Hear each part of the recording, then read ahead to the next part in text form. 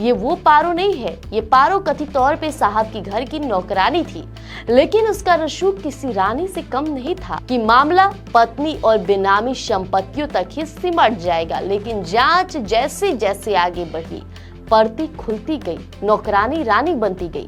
अब जरा पारो की लाइफस्टाइल पर नजर डालिए। जब नौकरानी महारानी बन जाए तो चर्चाएं कुछ इसी तरह होती है। आज हम चर्चा करेंगे एक ऐसे कांड की जिसे सुनकर हर कोई हैरान है। भ्रष्टाचार की वो कहानी सुनाने जा रहे हैं जिसे सुनकर शायद आपको अपनी मेहनत की कमाई पर भी तरस आ जाए। आपने सुना होगा कि भ्रष्टाचार में अफसर करोड़पति बनते हैं, पत्नियां अमीर होती है, लेकिन क्या कभी सुना है कि किसी साहब की नौकरानी थार गाड़ी से घर का काम करने आए? जी हाँ, ये बिहार है और बिहार के किशनगंज में तैनात रहे एसडीपीओ गौतम कुमार के मामले में ऐसा ही खुलासे हो रहे हैं। उसने जांच एजेंसियों के भी होश उड़ा दिए हैं।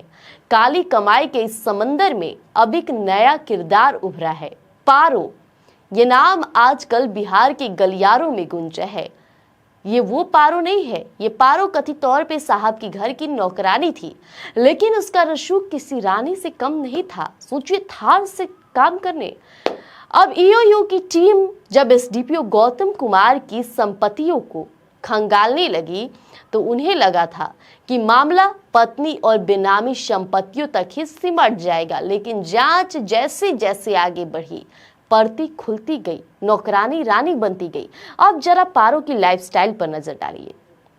एक आम घरेलू कामगार की कल्पना कीजिए, शायद पैदल या साइकिल से काम पर जाने वाली महिला, लेकिन गौतम कुमार की खास नौकरानी पारो की एंट्री फिल्मी होती थी। बताया जा रहा है कि वो महिंद्रा थार जैसी लग्जरी गाड़ी से साहब के घर झाड़ू पोछा करने पहुंचती थी। इतना ही नहीं, उसके पास रॉयल एनफील्ड बुलेट भी है, जो कथित तौर पे उसे तोहफे में मिली थी। अब सोशल मीडिया पर पारो की तस्वीरें जमकर वायरल है। कहीं वो बुलेट पर टशन दिखा रही है तो कहीं उसके हाथों में लाखों रुपए का कैश है। हद तो तब हो गई ना जब एक सरकारी झंडोत्तोलन कार्यक्रम में ये नौकरानी साहब के बगल में खड़ी नजर आई। आखिर एक नौकरानी इतनी रईस कैसे हो गई? जांच एजेंसियों को शक है कि एसडीपीओ गौतम कुमार ने अपनी काली कमाई को सफेद करने के लिए पारो को मोहरा बनाया। पत्नी रूबी कश्यप सरकारी शिक्षिका है, लेकिन करोड़ों के आलीशान बंगले और महंगी गाड़ियों की मालकिन। और नौकरानी पारो, इसके नाम पर पश्चिम बंगाल के सीमावर्ती इलाके में करोड़ों का आलीशान बंगला होने की खबर है।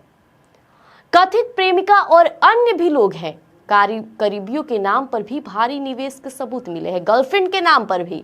साहब ने तो भ्रष्टाचार का ऐसा इकोसिस्टम बनाया, जो भी उनके करीब आया उसको रातों रात अमीर और करोड़पति बनाया। वाह जी वाह। 30 मार्च 2026 को ईओयू ने पटना, किशनगंज और पूर्णिया समेत 6 ठिकानों पर छापेमारी की। अब वहां से जो दस्तावेज मिले ना, उसी के आधार पर सोमवार को गौतम कुमार को पटना स्थित ईओयू दफ्तर तलब किया गया। यानी आज घंटों तक पूछताछ चली है। जी साहब सवालों के जवाब देने में पसीने छूट रहे थे उनके। बैंक खातों की डिटेल चेक हो रही थी, प्रॉपर्टी के कागज और हालिया ट्रांजैक्शन की बारीकी से जांच हो रही है। उधर जैसी जांच की देखिए आंच नौकरानी पारो तक पहुंची तो वो अपने परिवार के साथ फरार बताई जा रही है। पुलिस अब उसकी तलाश में जुटी है कि कहां गई वो पारो, ताकि मनी ट्रोल का असली सच सामने आ सके। देखिए, ये मामला सिर्फ एक अधिकारी के भ्रष्टाचार का नहीं है, बल्कि यह उस सिस्टम का तमाचा है जहां एक पुलिस अधिकारी कानून की रक्षा करने के बजाय उसे अपनी जेब भरने का जरिया बना लेता है। जब घर में काम करने वाली महिला के पास थार और बुलेट हो तो आप अंदाजा लगा सकते हैं कि उसके पास कितना होगा, भ्रष्टाचार की जड़ें कितनी गहरी होगी। अब ईओयू के सूत्रों का कहना है कि ये तो सिर्फ ट्रेलर है, असली फिल्म अभी भी बाकी है। अभी कई और किरदारों के नाम सामने आने वाले हैं। तो क्या गौतम कुमार जेल जाएंगे? क्या पारो पकड़ी जाएगी? इस काली कमाई का कुल आंकड़ा कितना होगा? इन सब पर हमारी नजर बनी रहेगी। जल्द अपडेट लेकर आएंगे और बने रहिएगा। कहीं आपके भी घर के बगल में कोई पारो तो नहीं। फिलहाल के लिए बने रहिए स्वराज पोस्ट पर। धन्यवाद।